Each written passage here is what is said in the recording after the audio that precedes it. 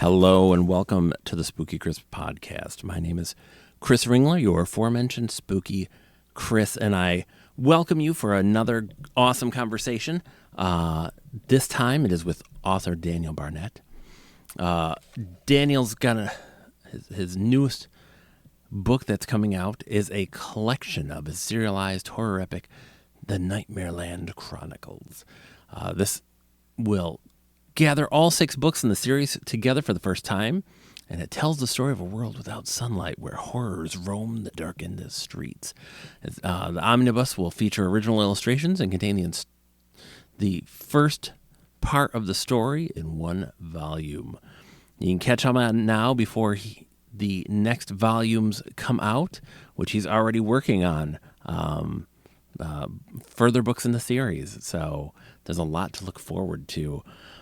Daniel lives in California and has appeared in numerous anthologies and has also had a story featured on the No Sleep podcast. He's also the author of My Hungry Friend, The Safe, and Miss Rawl. You can order the Nightmareland Chronicles on Amazon and from your favorite booksellers, and it will be available September 1st. To learn more about him, you can head to danielbarnettfiction.com, find him on Instagram at dbhfiction, and he's on most of the socials. And let's just dive right in. Thank you for joining me today, Daniel. How are you? I'm doing all right, Chris. Thanks for having me on. It is an absolute pleasure. I'm excited to get a chance to speak with you. This has got to be an exciting time for you, I know. Um, Yeah, it is. It's uh, fun. so, I'll kind of dive in here. Kind of before we get to the reason you're here. As a kid, what were you watching and reading? Like what was inspiring you? Yeah, so I mean, it depends on what age we go to, but I was terrified of the dark as a kid for a long time. Real scared all the time, and I mean, it was bad. It was really bad. It was like middle school. One time I saw a commercial for like Seed of Chucky or Bride of Chucky. I can't remember which one, and I was up all night, uh, literally all night until the sun came up. But somewhere around high school, that kind of broke for me. It kind of turned from this sort of necessary aversion, um, because I couldn't handle it, to like it flipped and it just became an obsession. I couldn't, really couldn't take enough in. I got into reading, of course, Stephen King, Clive Barker, a lot of like classic horror authors, and I started devouring horror movies, and it was great. It was a lot of fun, and I started writing myself near the end of high school. Um, got a couple bad books in before I started turning out decent books. I think, hopefully, and I'd like to think that I'm on to good books now. So. Right on. So what was the spark that kind of got you interested in writing and telling stories? Well, I've written a couple stories here and there, but it never really kind of clicked as something that I could do, And it's a little cliche. I read it in high school, and it was, finally the kind of story that felt like, kind of unlocked something about, the potential that storytelling has to, uh, explore some real interesting, ordinary people and put them in these extraordinary circumstances and test them, and see what turns up. He did that in a way that you know was like no other, and it just totally flipped the switch for me. Uh, and I've been writing ever since and chasing this thing ever since. Awesome. What do you read, or kind of like what do you kind of ingest now as an adult? I mean, there's a lot of the same stuff, and also a fair bit of new stuff. I mean, I'm reading a Robin Hobb book right now, and I'm rereading Pet Cemetery for the third time. And so sometimes you get fantasy, sometimes you get horror. I just finished Lonesome Dove and Streets of Laredo. I've read. I'm reading the Prince of Thorns, King of Thorns. I'm on the third book in that series. Kind of hop around. Right on. That's awesome. What kind of things inspire you? Just not even necessarily just writing, but just kind of in day-to-day life. You know, I like music can do it for me sometimes. Anything that offers a through line from kind of like to an emotional connection with something, emotional rise in something. All that is raw ore to be mined for storytelling. I think so. Be anything and everything. Um, I I quite like lately I've taken to driving up into the mountains on some riding days and working at a little coffee shop. It's about a 45-minute drive, and that winding mountain road, like just after dawn, is does something that's kind of simultaneously like soothing and energizing. And by the time I get there, I'm usually ready to things are kind of turning a little bit. I have a chance to percolate, kind of simmer, and in fact, I did that this morning and probably worked a little bit too long. I'm a little bit fried, but that's the name of the game. It's fun. Right on. And so you have a new book coming out in September, the omnibus for the Nightmareland Chronicles. Can you tell me about that? Yeah, of course. So the Nightmare Chronicles is a series that I've been working on. Sorry, let me try to fix the lighting here. It's a series that I've been working on for since 2018. I'm currently writing volume 8, which is in the second half of the series. But what the omnibus represents is the first 6 volumes of the complete first season. As my former agent and I kind of, she coined it, and you got a really big climax for everything that's come so far with the sixth volume Lily. Although they were written in a serialized fashion, so that they stand on their own. They accomplish different things, but they all have a beginning, middle, and end, and it's one continuous story following one man's journey to reach his strange daughter in a world claimed by eternal night, a world that's been or will be repopulated by the nightmares that people left behind. I'm not talking kind of like a metaphorical, like phantasm thing, but like an actual literal manifestation of nightmares. Um, it's a big old sandbox to play in. It's been a lot of fun. It's a big adventure, found family. Plays a huge element in it. It plays a huge role in it, and but it's I oftentimes in the past and still do have described it as The Last of Us meets the Dark Tower. You've got this really defined ending destination. Rather than the Dark Tower, it's our main character, John Hawthorne's the blue house by his daughter's blue house by the Atlantic Ocean. His strange daughter, and but in the vein of I suppose the Dark Tower as well, but I cite The Last of Us, um, specifically the games, for the reason of that kind of really intimate storytelling.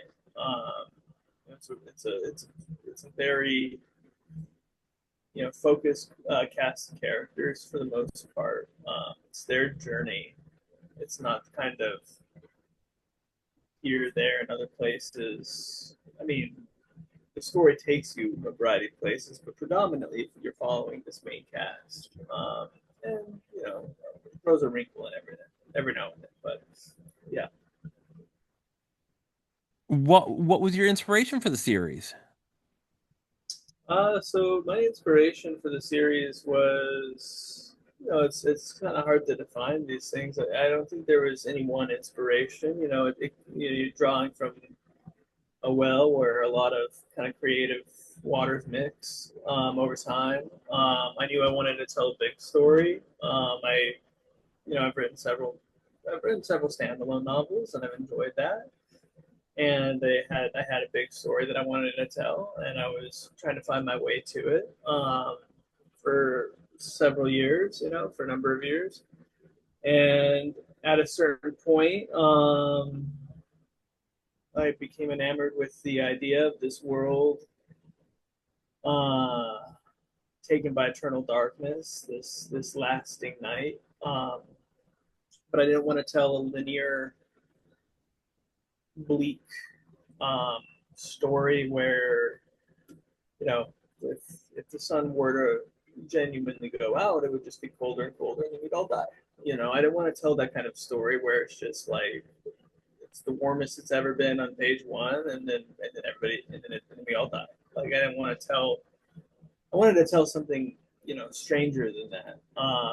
So this idea became something of a supernatural apocalypse, a cosmic event, shrouded in mystery, but with indicators that the sun is still there, that it's been kind of covered by a veil of sorts. The moon is still shining, and as we all may know, but not necessarily always consciously, think about, like moonlight is sunlight reflecting off of a rock. So like if you can see the moon, the sun is still shining somewhere, right? Like it's there. So the characters have these indicators that there's something else going on. That's a refrain in the early volumes. Something else, like kind of to like define this event that's undefinable and frightening. And of course, there's these really personal, immediate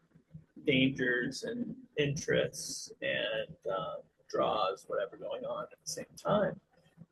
And then, of course, this big road novel, that launches um, from a couple catalysts, and another shoe drops, as they often do in a big story. There's a another big changing event after the nightfall, which is volume one. Then there's a lullaby that happens. I'm not going to get into that more because it's a bit of a spoiler, but there's a stepping stones and a progression towards this really terrifying and fun endpoint, I think, as an author and a reader, where it's a world with untold horrors and kind of limitless in terms of the dangers and the mysteries and fun, ultimately, but a lot of heartbreak and all these other things too. So, um, yeah, that answers the question. That's awesome. Now what's it like kind of working on this sprawling epic? How has that been for you? Yeah, I mean, when you're, it's been working on it for 8 years now. So when you're doing something like that, when you're telling that kind of story, your own personal life has its own ups and downs, its own challenges, and it's which is to say, that stuff kind of like there's life is life, and a book where a story of this nature is going to have its own kind of ups and downs in terms of exploring. Um, the story. You form a really intimate connection with it over time. It's really special in my life. It's really prominent. Um, it's scary. It's a scary undertaking, and I think the further I get into it, the scarier it becomes. The more real estate it owns in my heart, in my day-to-day life, the more I want to honor it, respect it the best that I can, and do it justice, and make something that readers will like ultimately carry with them, hopefully, in some way. Sense of wonder, sense of whatever, just you put a lot of love into something like this over time, and it just grows and grows. Now, when you started kind of with the first book, did you know what you were getting into, or is it just as you got deeper into the story, you started to realize how big this was? I had some idea, but you never really have it. Like you never really know. I mean, maybe some people know, maybe some authors know. I think that uh, I had an idea, 10 to 12 volumes, or 10 volumes, and at some point it became 12, and it's been 12, stayed 12. But some of the volumes are much bigger than others, and the wonderful thing about storytelling is it always has the potential to catch you by surprise. So I think one of the wonderful things, and yeah, I mean, yes and no. You just you take one step and then another, and you never really know where it's going to lead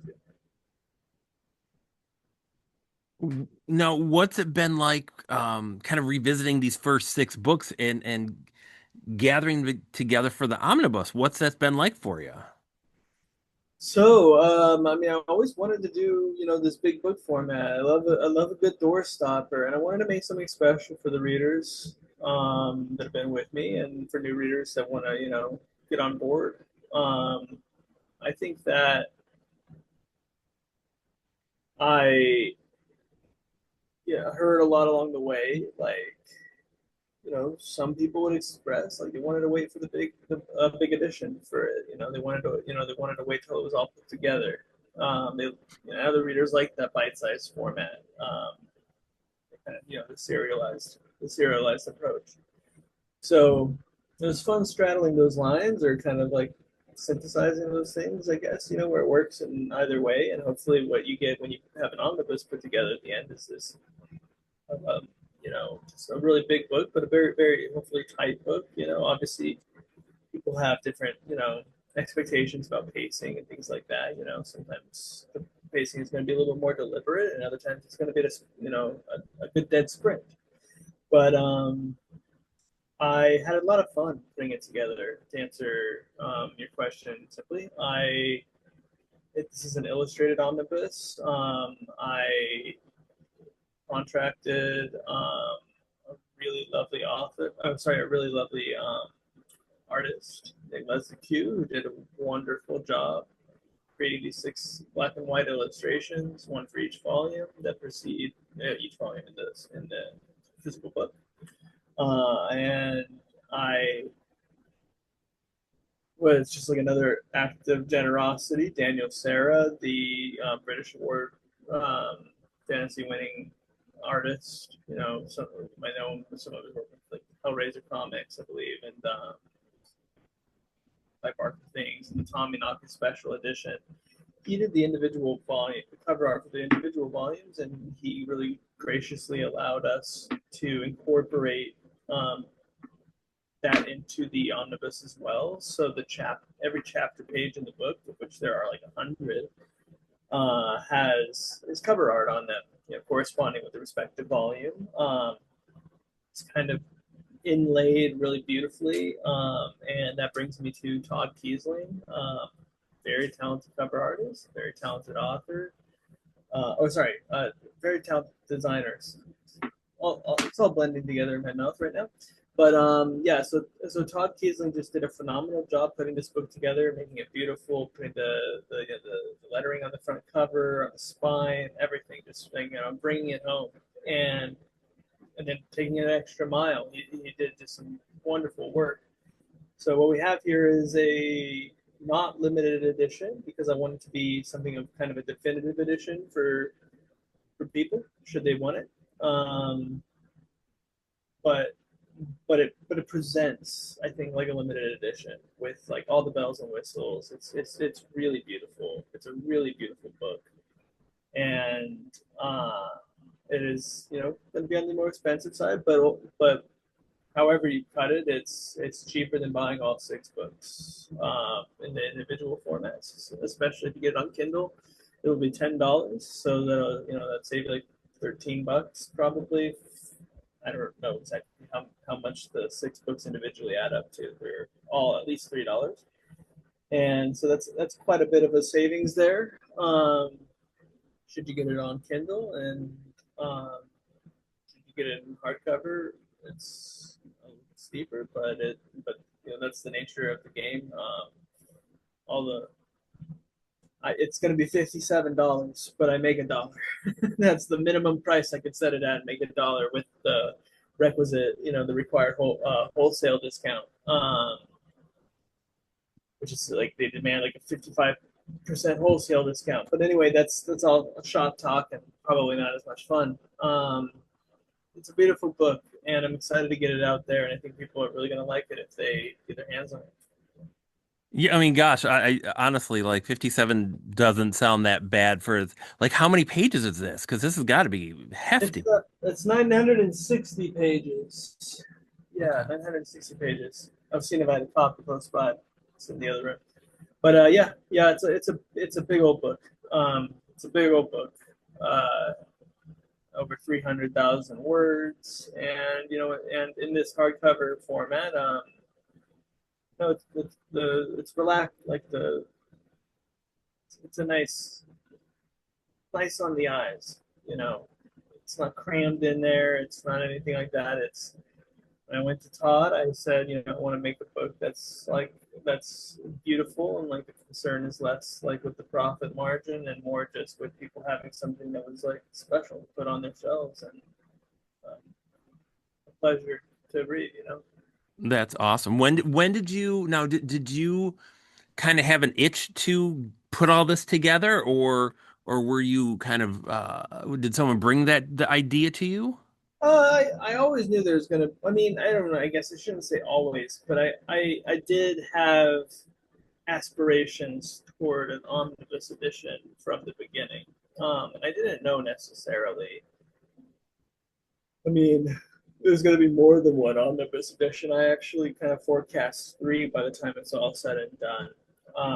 Not There'll be a little varying in length, um, but but it was important for this first one to have a really big chunk of story for the readers.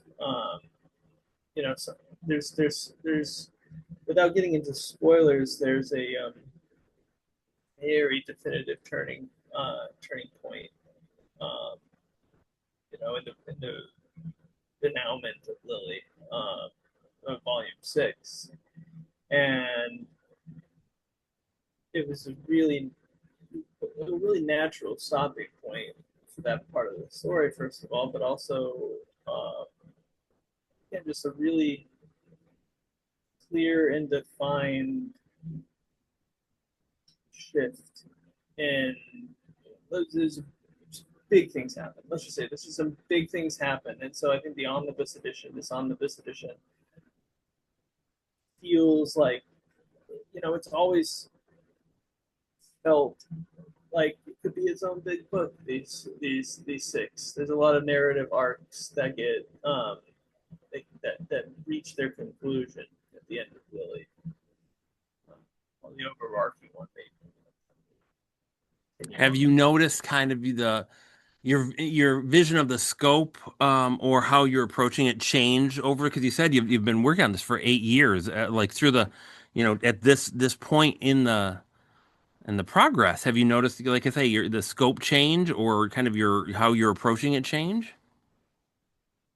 The scope definitely changed after Lily. Um, I think that there's a lot of things, a lot of new seeds needed planting um, after after the events of Lily, after the events of Volume 6, um, and the stories don't grow linearly, so or at least not for me. Which is to say, like these big stories, I I'll be writing whatever volume I'm working on.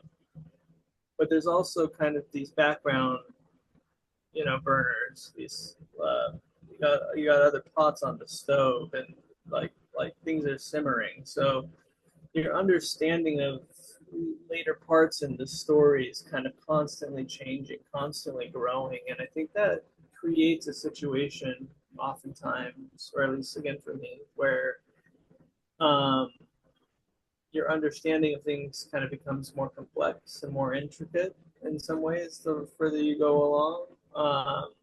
That's not necessarily always the case. Sometimes what really happens is kind of like you kind of burn off the fat of the thing, and you get like kind of left with the essence of it, like a very clear idea. Like you might have it, like there might be a shorter volume down the road. It's not to say that it just always keeps growing and getting bigger. Um, Volume 3 is longer than Volume 2 is, well, and Volume 4 is shorter than Volume 3, and 6 is longer than everything, and 7 is shorter than 6, and the story is all like, I'm not speaking strictly about length. Like length is just kind of a the result of what the story calls for, that particular chapter in the story. Uh, but yeah, I think the second half of the series grows, in some very interesting ways. I'm having fun nurturing that particular garden still at this point. Yeah, yeah. So watering that garden, I guess. That's fantastic. As the time is running fast. What do you have next beyond the omnibus? I know you're working on the series still. Is there something else you're going to slip in there outside of the series, or are you just powering through? So I've got Volume 7 written. Long time in the making. Pretty close to final draft. Still a couple things in the past. Working on Volume 8. I did sneak away a little bit to work on a couple drafts of a book that went through various titles. It's kind of currently titled "No One More Alone Than Us," but is pretty far back on the back burner because um, I guess you could say that book. Well, I've got hopes for it, um, but mostly it's Nightmareland, and the other stuff I might take a little foray into something else here and there, but mostly it's Nightmareland. I have pretty strong tunnel vision in my life, and when I'm on something, I kind of chew at it like a dog at a bone a little bit, and it's hard to kind of like put it away and bring something else out. So Fantastic. And I believe it comes out September 1st. Was that correct? Fantastic. And now how can folks follow you and your writing best? I have a Patreon. I am on Instagram. I'm on Facebook. A lot of the usual places. No longer on Twitter, but on Threads. Find me at DBH Fiction is my handle on Instagram. Um, Reach out to me at dbhfiction@gmail.com. Type in DBH Fiction. You're going to likely find me somewhere. So, Well, fantastic. Thank you so much for making some time to talk to me. I wish you all the best with the how the series goes and concludes. This is going to be exciting for you. So maybe we can talk when this is all a little yeah, further. that'd be good fun. I appreciate you having me on. It's been a pleasure chatting with you today. And yeah, Thank you. You take care. thank you. All right, bye. I want to thank Daniel so much because that was a great conversation. It's a fascinating book and story. Tackling something that epic is got to be just so intimidating and really scary, as he says. But that's great because it gives him a chance to really dig into that world, and as a reader, a chance to really settle into it. And it sounds like the book is going to be just something beautiful to see. So I really feel like if you're into like horror and this kind of super dark fantasy horror, it's going to be perfect for you. And like I said, it's going to be available on September 1st. You can find them on all the socials. Just look up Daniel Barnett, author. And I thank you for listening. As always, you can find all of my stuff at spookychris.com. That's going to give you links to all of my podcasts, both solo and conversations. It's going to give you links to all my movie reviews, the links to all of my own books, and all of my blogs.